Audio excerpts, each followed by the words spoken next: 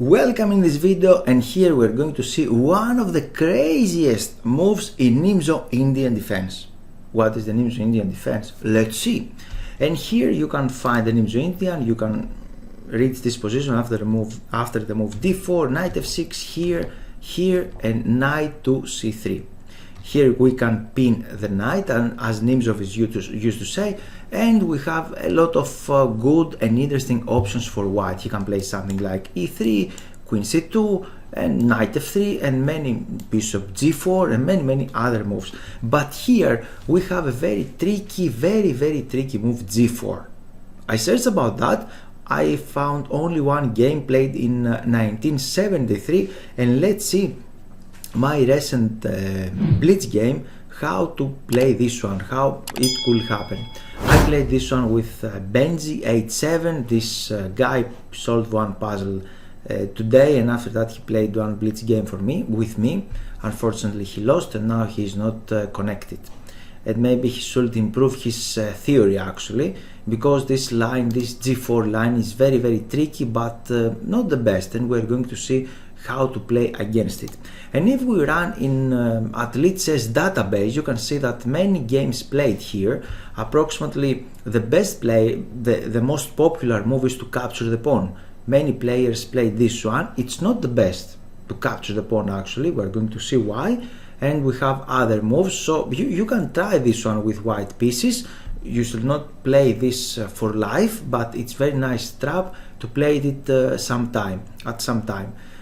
point. The best moves are c5 and d5. We're going to explain why to do that. Let's jump into my game. Now you can see here the time actually in top right, his time, and here you can see my time.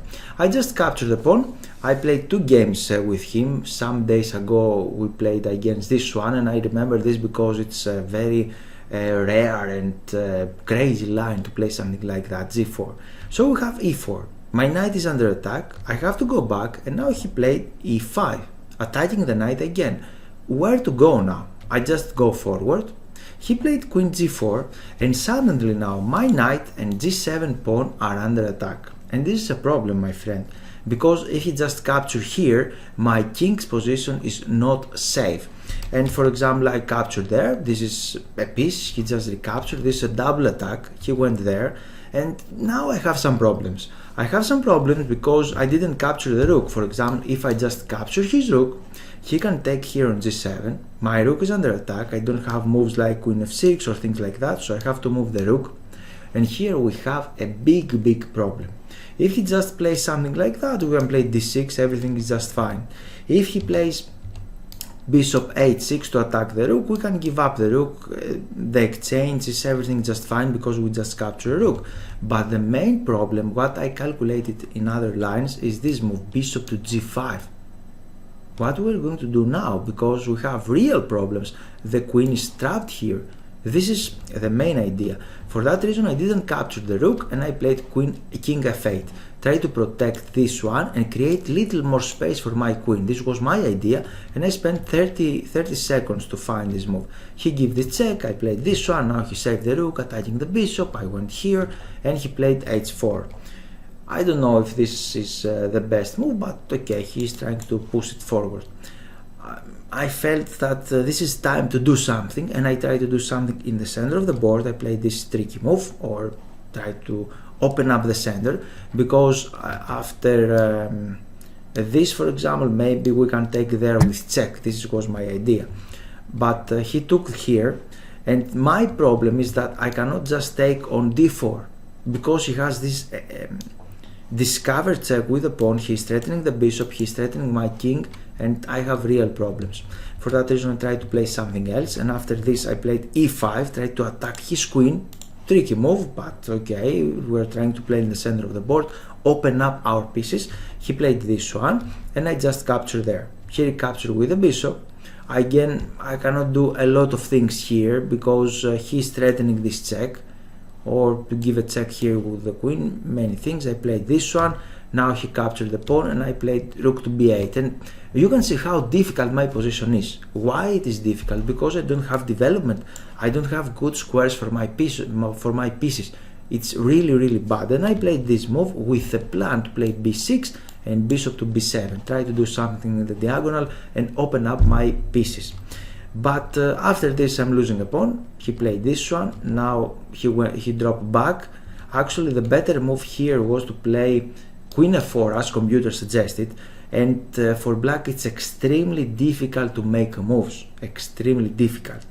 Because we can play something like that, he can develop the knight, and if we play something like this to develop our pieces, he can play here, and we can see that we just managed to develop some of our pieces, but still we have problems with the rook, with the king, with this rook. They are not active, right? And he has very nice plan. He can start pushing his pawn here, he can play rook to g3 to attack this pawn, he can jump forward with the knight. This bishop maybe one day join the attack on d3 or things like that, and he has a lot of pieces against my king. I don't have safe position. This was a better thing, and you can see computer evaluation. Actually we are losing here, but hopefully enough he didn't found this one, or he didn't cheat. Everything is just nice, and he just captured a pawn. A human reaction to capture a pawn, because pawn is a pawn. I drop my rook here, he went back. I played this one to exchange the pieces, he just captured that one, and step by step I managed to exchange some of his attacking pieces. This is good because I'm releasing the pressure. I don't feel so much pressure right now, because my rook is a little active. I'm threatening this one, I can recapture there. I capture with the knight in order to protect this e7 square. I can capture like this, it's not a checkmate, because after that we can, and this check, we can put the knight there, but I feel we have some problems. For example, after that he's attacking the queen, the bishop can go out, he can create some problems, and this pawn is powerful here, a powerful passed pawn. So I just recapture with the knight, he played here, I drop back, and now he starts playing some crazy moves without activity. And this is what I very often say. In order to attack, you need active pieces. Without active pieces, you cannot really attack, right? So don't try to play random moves, random attacking moves. Don't create threats in one move threat. You should develop all of your pieces. And you can see now, step by step, he's stay behind in development. He's not developing his pieces. For that reason, his attack will run out of fuel somehow. So he played this crazy move. I opened up my bishop, thank you very much. He captured there, he's attacking my rook, but he should focus on f7 actually, not on my rook. I played the wrong error, I'm sorry about that. And where we are, he played c6 here, I captured here, and rook to b8. So he played this one, I played g6. My idea is to play something like that to locked out his bishop, or to develop the king there. He played this one. He's threatening my queen again, one threat.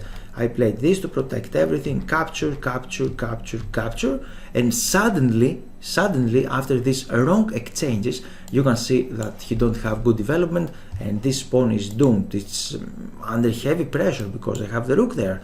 He played this move without thinking too much. It cost only 5 seconds to play this one, and again he's dreaming to attack, but he don't have the right to attack, because we have better activity. I give this double check, he played this one, capture, takes, and now the final move is this one, because I capture a potentially dangerous pawn. I'm attacking his king, and in the next move I'm going to capture his rook. So I won that game. And now let's jump forward to see what happened on database. Here you can see a database with my sublines, and you can see this move g4. Other moves are possible. I have the most popular moves in other lines actually. And here after g4, the game that I mentioned earlier went like that. Knight takes on g4, e4, and now that player played f5. And now white player played knight to h3, not very nice move, and after short castling, f3, an error. As you can see, Stockfish here start creating this red light, and it's bad for white. We have this check, he went there, and now knight to c6, very nice move, because if he just capture here, we can recapture with a pawn, and we're threatening to enter on f2. because the knight is under attack, he has to move away the knight, and after that we can enter. He can jump forward on f4 because he has the bishop there and protecting the knight, but we have this little opening but very strong move g5. We are threatening the knight. He has to go away, and after that black will have very nice attacking possibilities. So it could happen during the game, but he played, for that reason he developed the knight on c6, very nice calculated move. He played now bishop to f4, another error, and black played this outstanding knight f2, attacking the queen, the rook, and tried to eliminate this defender against that bishop. And after this normal recapture, we can capture the rook. He played this one, queen h4, and the game ended in black's favor. Black won that game, black player. And after f5 actually, white have a better move here, and the better move is e5. This is a novelty because no one played this one again, so you know a novelty right now. And the idea is, for example, let's take black pieces, and if we play a normal move like castling, many players here will play something like that. This was my first thought, but here we have a problem because after knight f3 we have an extra pawn on g7. This is our extra pawn, but he can play h3, rook g8 and start attacking our pawn here, and he has good potentials against our king, and we cannot prove anything about with this extra pawn. For that reason white have compensation, maybe more than compensation. He has an attack here.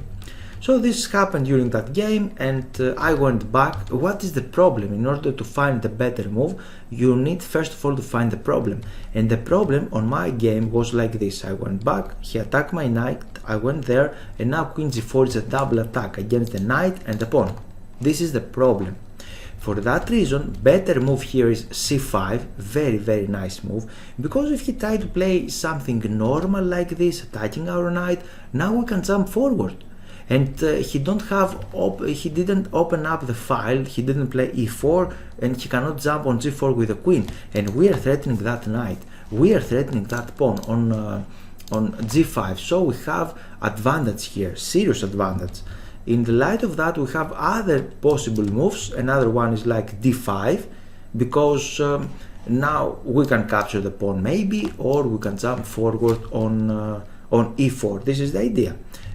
Here we don't lose a piece actually after this check. We have knight c6 always, because the knight is protecting the king and the bishop in the same time. So it's in black's favor. We can add this one. And if he just plays something like that, we can just grab this one and play c5, play in the center of the board, and black is on top. Last but not least, we have another move here. Another nice move is castling, because after this we can jump forward again on e4. Everything that you should know about this tricky g4 move, we explained everything, and you're welcome to try this in your own games, but don't stay with that. It's nice move to try this for some blitz games, but after that try to play some normal lines. Thanks for your time, and I hope you enjoyed the video. Here it's time for action. This is the initial page of my website, and here you can click Give me access to get access to free lessons. You can read this page, and if you scroll down, here you can add your name and your email. After that, you're going to take a free lesson how to avoid chess blunders. So, time for action is now, and you're very welcome to join my mail list.